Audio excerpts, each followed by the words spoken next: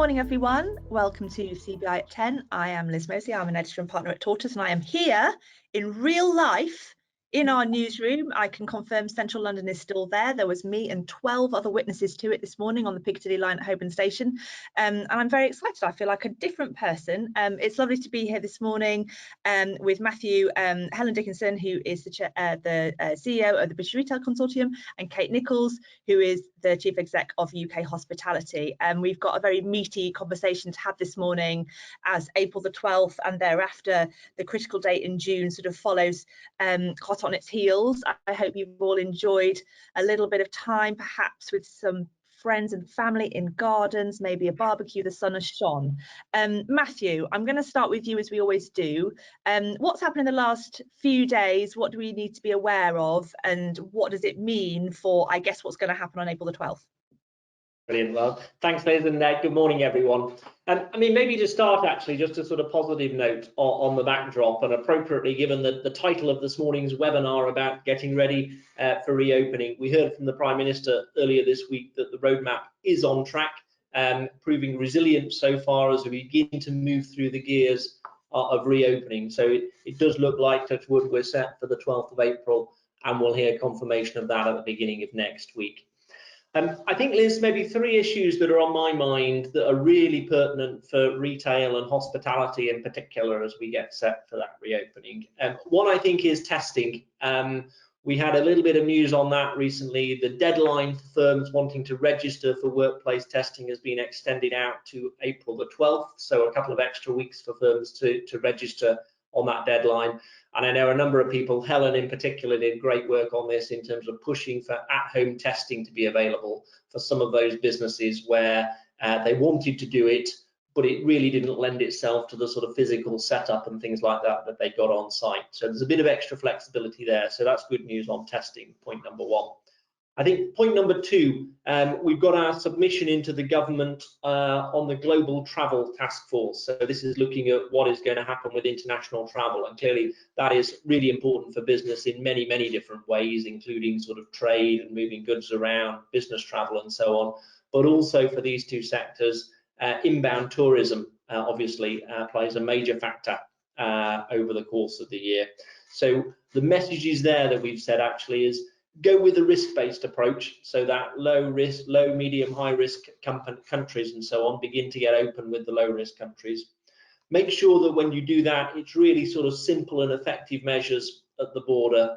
And then I think above all else, have really good comms, including notice periods and things like that, so we don't have those last minute dashes for borders and things like that if situations change and so on. So a few messages there about really importantly getting international travel back up and running when the time is right. And then the third one I was just going to mention here, a really thorny one, obviously, this issue of certification, where we've also got a submission in to government. And I think it's fair to say this is sort of split views within the business community. Some firms that we've talked to see some value in terms of building up confidence in either staff, customers, and resilience towards staying open. But of course, there are plenty others who really don't like it either, and Kate will probably speak to that at some point during the conversation. I think a few points worth bringing out here, though. If it were to come into place, is absolutely once all adults have been offered the vaccine and is time limited. I think we've stressed it absolutely has to be either or. So this is not just a vaccine certificate, but it's vaccine or tested. And I think that's really important. People see that for a big sort of moral choice and moral dilemma there. And I think even the companies who are thinking, oh, I could possibly see this might be something in it for me, are just aware this is a minefield of sort of legal minefield, an employee relations minefield, a reputational minefield. So if anyone is thinking about entertaining this, they said, look, it needs really clear guidance, strong legal basis, and the government have to front up with the enforcement, not just sort of wipe their hands of it and leave it to firms to do that. So I think a really important set of messages around certification if we are going to entertain heading down that road. And the final thing, Liz, I was going to say actually was just maybe a bit more broader than the retail and hospitality sectors, because I think we've seen a further flurry of news, and we've got quite a lot of inbound messages from CBI members, a little bit confused about the plans on return to offices. And with your backdrop there, it's worth a mention perhaps. on the one hand, I find this quite surprising because in some ways the roadmap guidance, I think, is pretty clear on this in terms of going with that top line message around continuing to work from home where possible through until June. But I think there is a little bit of inconsistency crept into the messaging. And what I think could be strengthened is the rationale for why this is the case. And lots of firms are saying, well, hang on a minute, other parts of the economy are opening up. I've put a lot of time and effort into making sure my office-based workplace is sort of COVID secure and perfectly safe and so on, and that is undoubtedly true. I think what the government could say is actually, look, we're not saying this is any more or less risky. We've just made a choice in terms of what parts of the economy we think should be prioritized in terms of reopening, because every time you do a little bit of reopening, it introduces an element of risk. So be upfront and say, look, we've made a little bit of a choice. And also, of course, the public transport imperative. You mentioned pretty thin numbers on the Piccadilly line, but again, the more you begin to bring different parts of the economy back, that goes up too. So I think a bit of clarity from government on that message would be really helpful.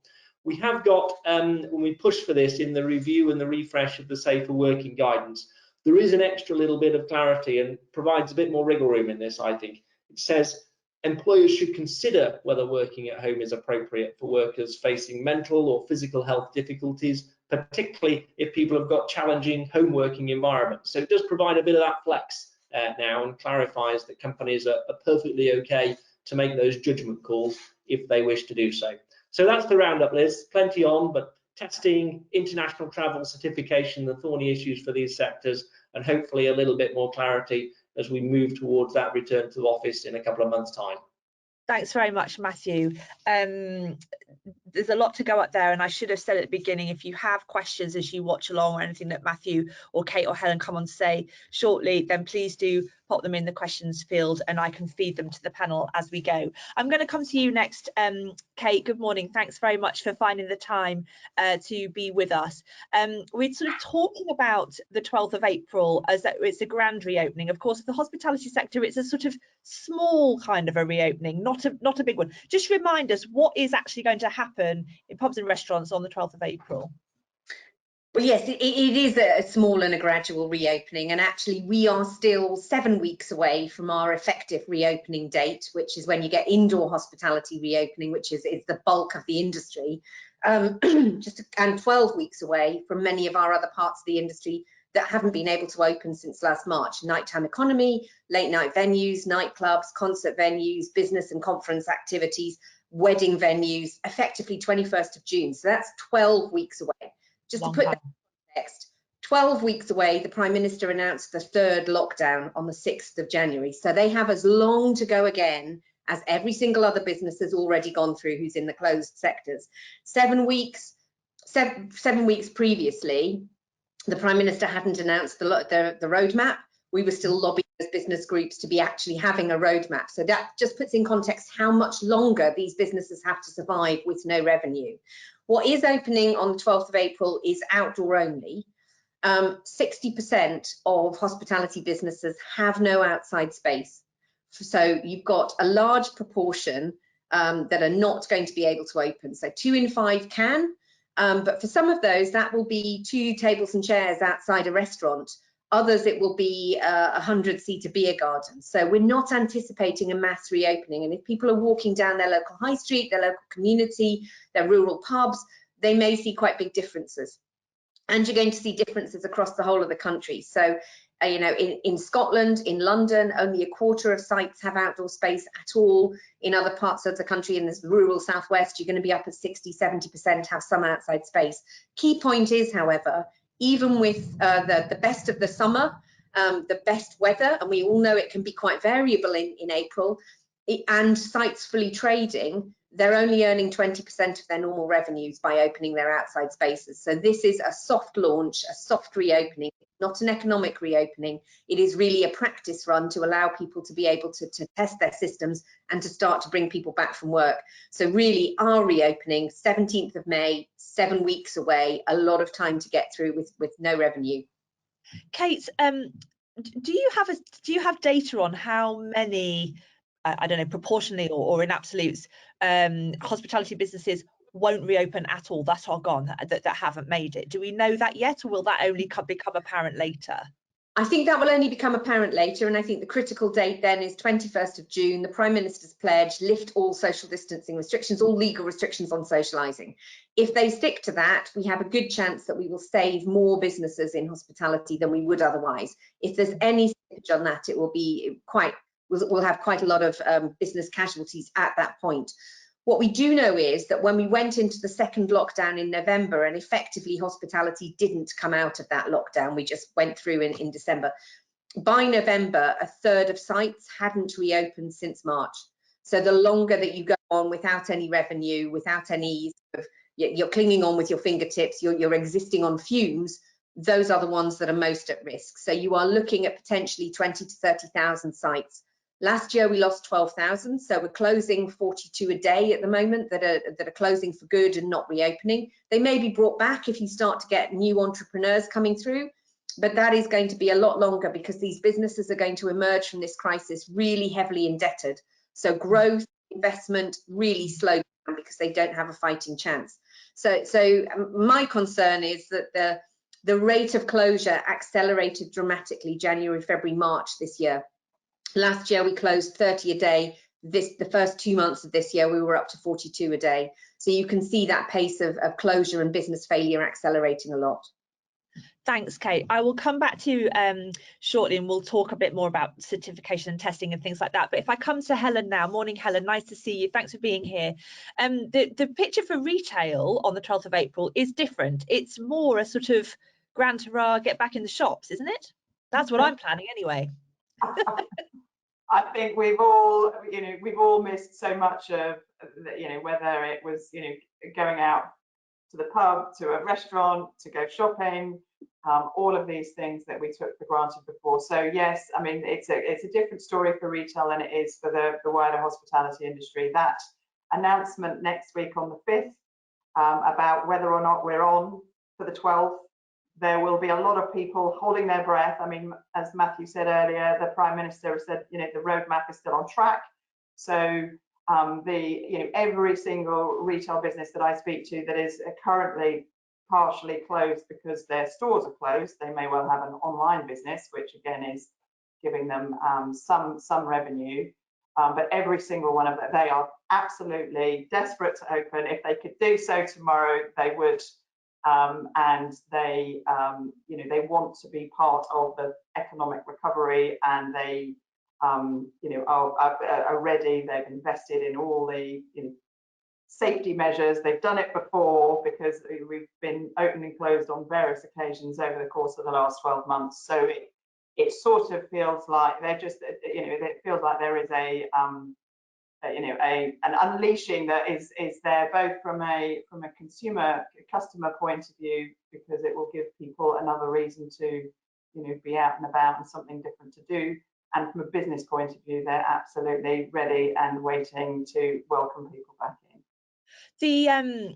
There's obviously lots of different types of retailers, and you represent all of them. Have the sort of supply chain sort of fits and starts that were apparent at the beginning of lockdown, and then there were a few after Brexit, are they all sort of smoothed their way out now, and sort of people will go and find full shelves and new ranges and lots of stuff to choose from, or will it be a sort of slightly dampened retail experience we might expect in different shops? I think availability will be good. There are lots of things that are impacting that aren't necessarily just COVID related. I mean, you highlighted some of the sort of ongoing impacts of the exit from the EU, the end of the transition period.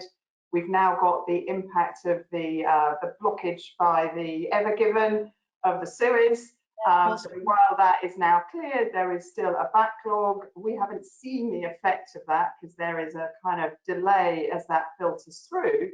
But there's no doubt that that backlog, while it was in the Suez Canal, last week and earlier this week, it's going to, that queue is going to move into our ports and into European ports over the course of the next couple of weeks. So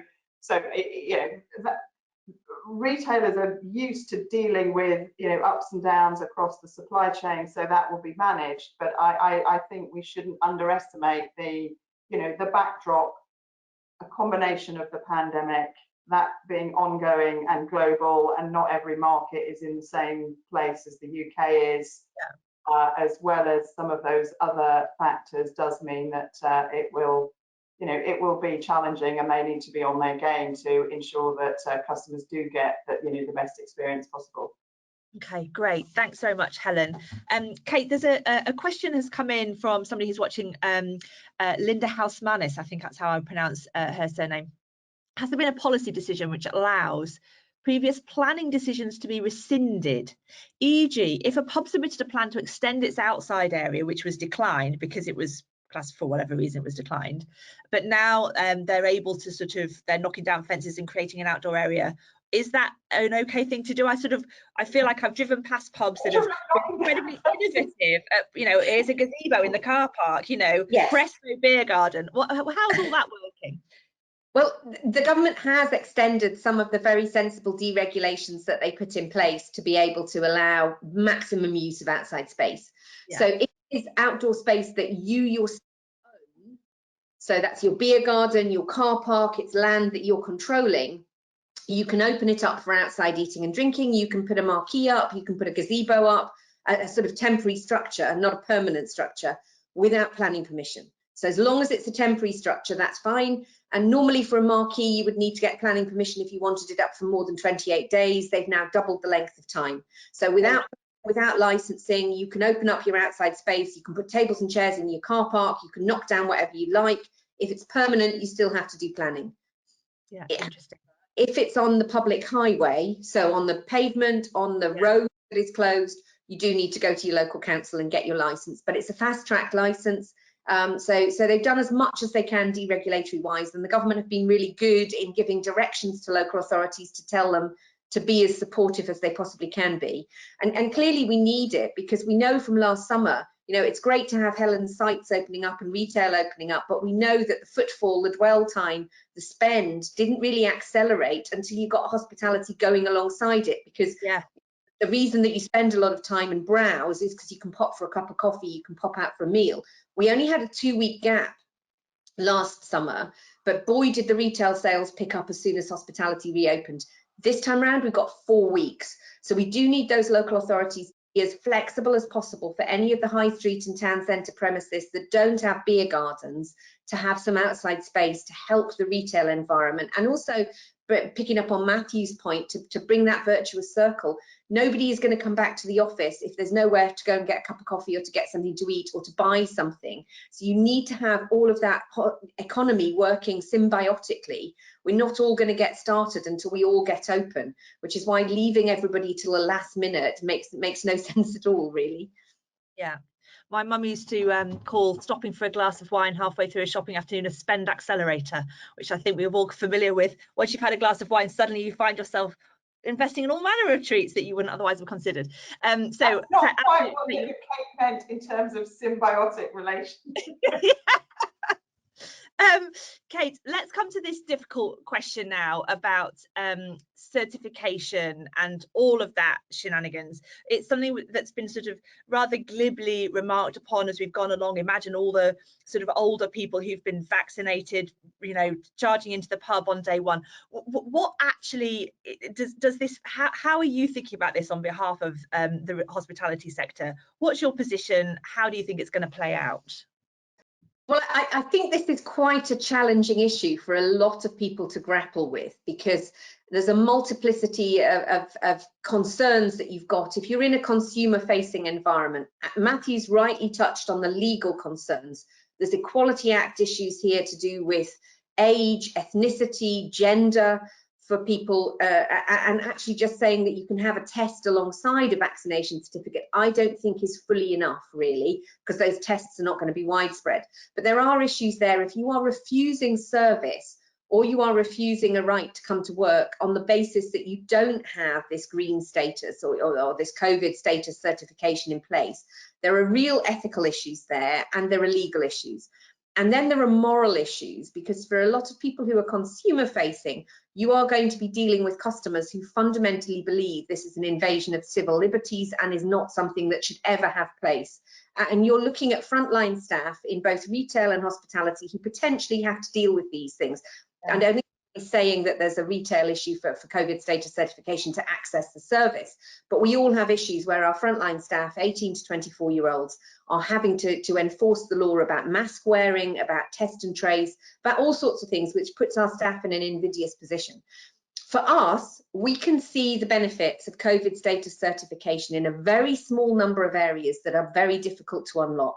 One of which is global travel and tourism, where unless you can have something that demonstrates that people are safe, it's very difficult to see how you remove quarantine and how you get airline and air traffic started.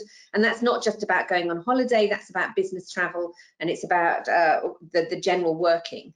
And then also major events. How do you get everybody into Wembley to celebrate the Euro finals if you don't have some kind of status certification?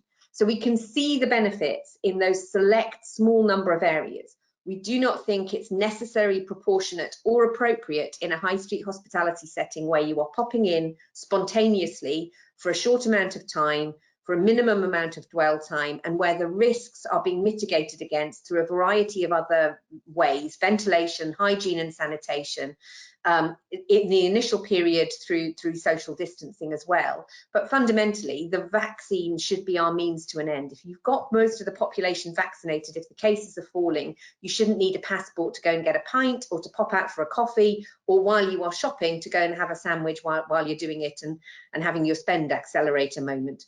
So we don't think it's appropriate or relevant there. And what we're really concerned about is that the government appears to be now moving towards linking acceptance of COVID certification with removing social distancing controls. And actually, fundamentally, our businesses cannot survive with those social distancing controls in place. Economically, we need to lift them. The price is too high to say that it's got to be only lifted if you've got COVID status certification in place. Otherwise, you're right back to that sort of mess and toxic mess of ethical issues, legal issues, moral issues of refusing service to what is sort of normally accessible.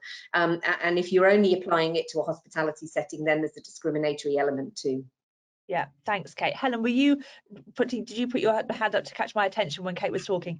Yeah, it was just to pick up on one of the things that Kate said that was important. Everything Kate said was important, but just one of the details was around this enforcement point and the impact of doing that face to face with customers. We are seeing that with mask wearing.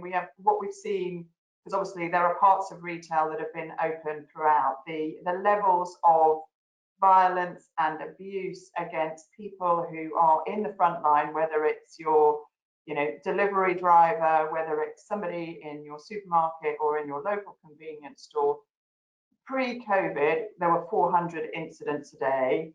Over the course of the last 12 months, everybody who speaks to me from those categories of retail says that has absolutely gone up really significantly. And there's a whole mental health sort of series of questions that sit around that in terms of the sort of mental health of the country. If there was a quotient for it,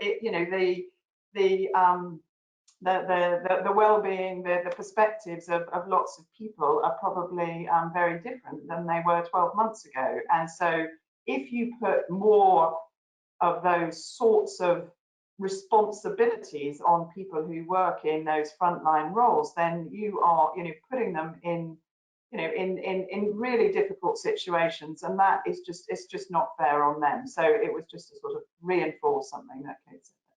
Helen, that's fascinating. Understanding that the plural of anecdote isn't data, but do you have data? Is there available data on instances of abuse or violent exchanges between people in shops over mask wearing and other things? I mean, you could. So yes is the answer to that. I mean, and any business will be able to give you the statistics in terms of the daily incidents that they are dealing with. So it's quite scary hearing some of the stories. So yes, there is plenty of data on it. And I guess my point is that it's moved over the course of time. And the conversation we had yesterday with the CEO community across retail, I do weekly calls with them, and it has people who are open and people who are closed, which causes all sorts of tensions. But that there was a really valuable conversation amongst those that have shops, between those that have remained open throughout and those that haven't been open since pre-Christmas, and saying that the dial has shifted, guys. So get ready, because it's not going to be exactly as it was before. It's going to, the paradigm has moved over the course of the last few months, as people have become just more frustrated around the rules, particularly again this interaction with the vaccine rollout, and I've had my vaccine, why do I need to wear a mask? So it just makes it really difficult. I mean, Liz, on this one, I think you can just see it in a sense, the sort of perfect storm in a way, can't you? Because there's many people doing things for the first time for quite some while now, while they've been at home. So you do things for the first time around. People are inevitably more tense around it. For example, you've got a set of issues that people have got strong views on, so it's highly emotive. For example, all of this to me speaks for the sort of two things are really simplicity. Keep things as simple and as clear as possible, so people stand the maximum chance of sort of fully understanding what the sort of rules of the game are and so on. And then the second watchword for me is just consistency, so that people just have that constant experience throughout and so on. And we saw previously during the pandemic and so on, different interpretations going on, either in different settings, different locations and so on. So I think, everything that we've just talked about for the past few moments for me pushes us towards simplicity and consistency being absolutely paramount to make a success of this. Matthew, and to that point, are we all talking about the same thing when we talk about certification, passports and so on?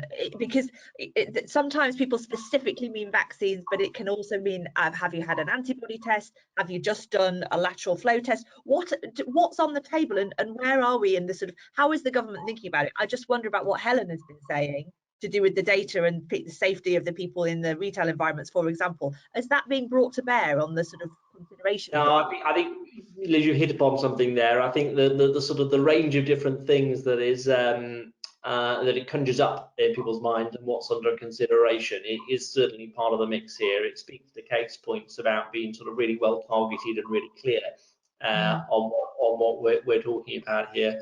The one thing I would say is that it feels to me a pure vaccine certificate, widely used, I think is the one thing that people have uniformly railed against. From everybody I've spoken to, nobody thinks that is a good interpretation or a good idea of what is being thought about. So if it's sort of helpful to narrow the range down, that for me is a really clear steer.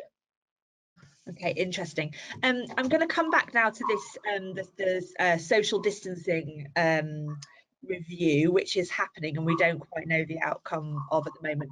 Matthew, have the government given an indication of when we're going to get the findings of that review? Because it was one of the big four sort of TBC bits when the roadmap was announced in the first place, wasn't it? Yeah, I mean, I don't think there is an absolutely clear steer on that. There's the commitment in the roadmap is that review will have been conducted and will sort of report and conclude ahead of the June key date in the roadmap. You're right. I think everyone will have their slightly different perspectives, but if you were picking one of the four reviews that has the single biggest impact, this for me is it. It touches on every business. And for some, it is like in Kate's sector, we've just heard there the ramifications of that. It's existential for lots of businesses. And for others, as you move through different sectors and workplace settings, it sort of comes down a notch from existential, ranging from highly inconvenient to certainly a bit of a nuisance sort of thing as you go down. But in different parts of the economy, it has impacts on productive capacity, whether you're in a leisure and hospitality sector, whether you're on a manufacturing production line, or if you're in a warehouse or a construction firm where you've got heavy lifting to do and all of those sort of things. It matters right across the economy, through to even service industries and the number of people that you can physically get in an office environment to collaborate and so on. So it touches, I think, just about every part of the economy.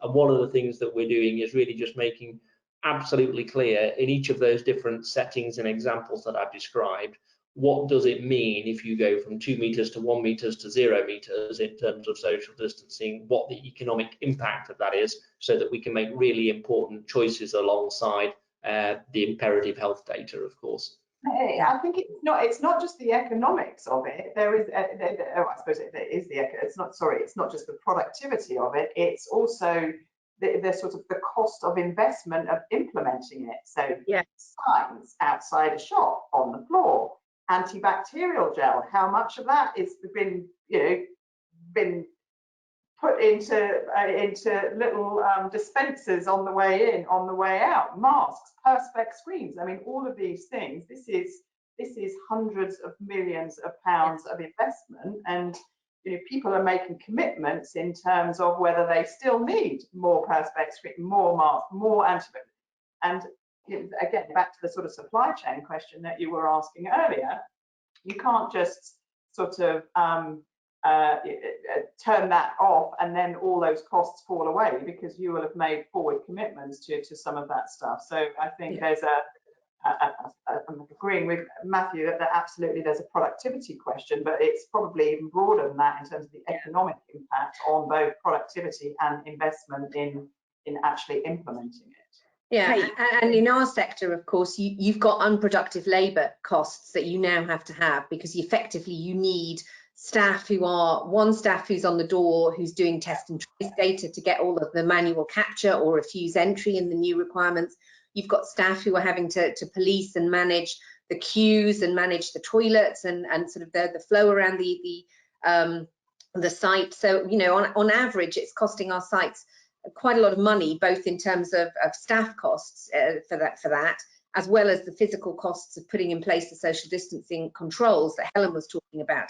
And I think one of the key things that is unknown in this review, and I think Matthew's right, it is the biggest review that we've got, it's not really clear what you mean by social distancing. For our sector, it is a lot of operational and commercial controls. You can't go and order at the bar, you can't stand at the bar, you can't stand in the premises. Now, is that social distancing, or are we talking about 1 metre plus, 2 metres? Is it mask? Is it all the perspex screens and the hygiene and sanitation, etc.? And what's in the remit of being taken off and what's not? But I do think there is an optics point here as well, because the Prime Minister was very clear when he stood up with the roadmap, and has been clear subsequently. Their ambition is to remove all legal restrictions on socialising by the 21st. Now, I think the general population sees that as life going back to normal. Therefore, you get pushback against any controls that remain in place. The vaccine has to be a means to an end as far as they're concerned. You can lift it because you've vaccinated everybody. From businesses, there's an awful lot of businesses who have heard, I can trade without restrictions from the 21st of June, and that's factored into business plans. So you do have an optics point that if they're not going to do that, if there's any residual controls, they need to make that clear as soon as possible. If there's any conditionality around COVID status certification, that also needs to be made clear. But fundamentally, the Chancellor needs to go back and revisit the budget, because the budget commitments around furlough dates, around business rates for the hospitality sector are all predicated on restrictions falling away on the 21st of June. If you don't, then the budget doesn't make sense. Kate, it's almost like we planned it, because I was going to ask you, what about longer term? And by longer term, I sort of mean a bit second half of this year and then afterwards. What more does your sector in particular need to be hearing from the government in terms of support? Well, I think we do need longer term economic thinking and planning from the government. We have had a series of sticking plasters, great though they are, but the government's thinking and strategic planning is 3 months in length. That is the longest we've got. That means business is sort of very hand to mouth. And we do need that longer term aspiration of how we are going to grow and come back.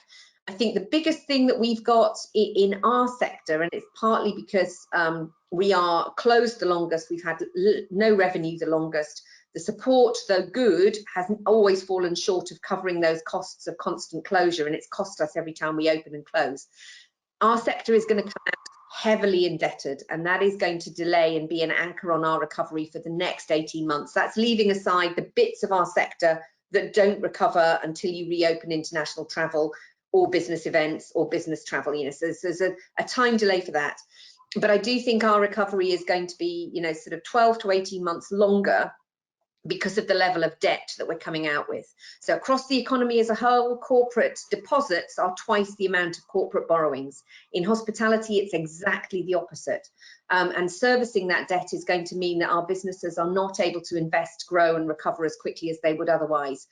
So I think that's a key issue. And the other big unanswered question is rent.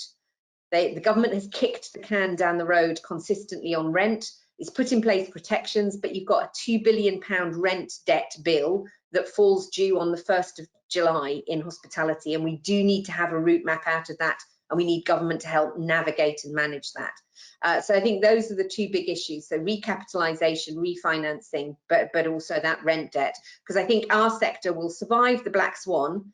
You will have the rebound because consumers, there's pent up demand, but I think you've got that grey rhinoceros of debt that is going to run alongside the economy for the next 18 months and is going to particularly hinder our sector. Thanks, Kate. I would just say, I mean, Kate, I think is 100% right on the sort of the financing piece and things like that is going to need to be considered. The other thoughts that I would have actually is, you know, you've got a mix of things going on through the pandemic, haven't you? Clearly, we've got real sort of cyclical pinch points with people shut down and things like that, and that's had the immediate impact.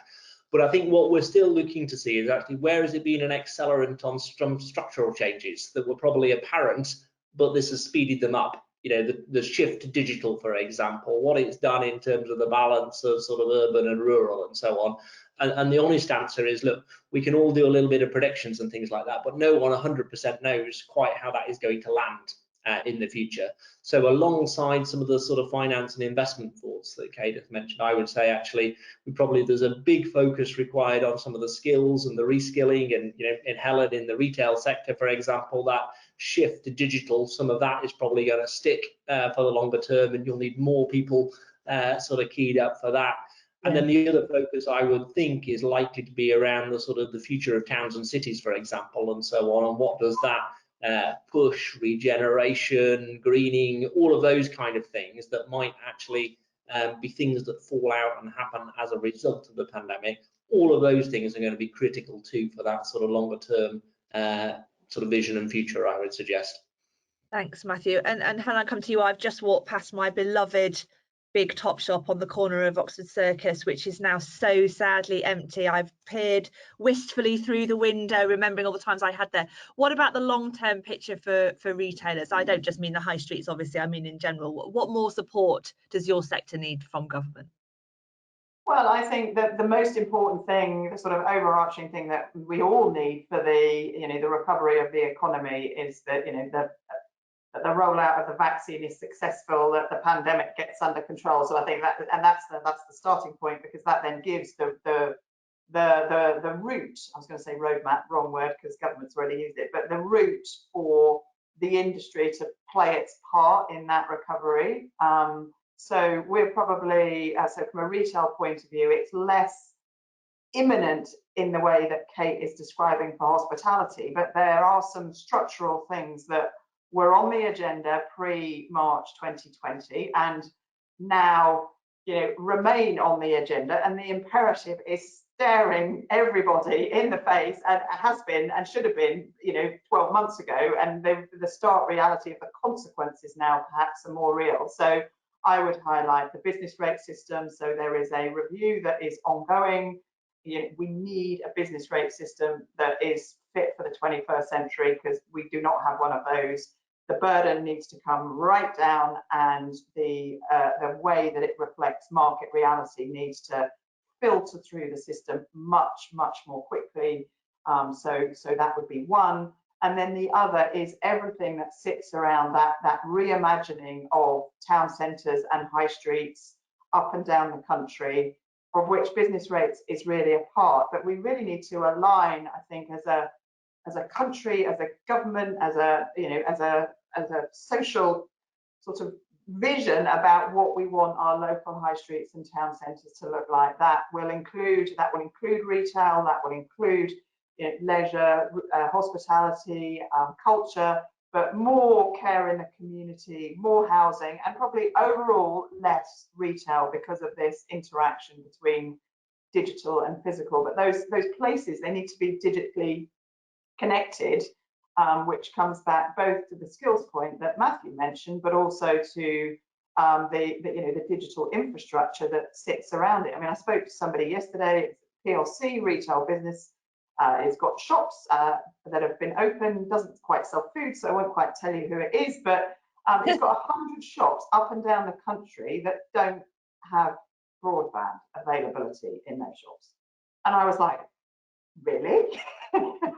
So that was my shocking statistic of the week. I was like, so they're running their till system. Okay, so there's all sorts of things that you can kind of plug in, but if you want to have a real anyway, so that's by the by. But infrastructure, so aligning behind a reimagined view of what high streets and town centres of the future can look like, and really coalescing around making that happen, giving local authorities the resources and the capacity to be able to drive and lead to help that change to happen, because it will need to be led at a local level, but with the right framework in place, of which business rates is a key part. So those would be, well, two with a number of sort of subsidiary things that I would highlight.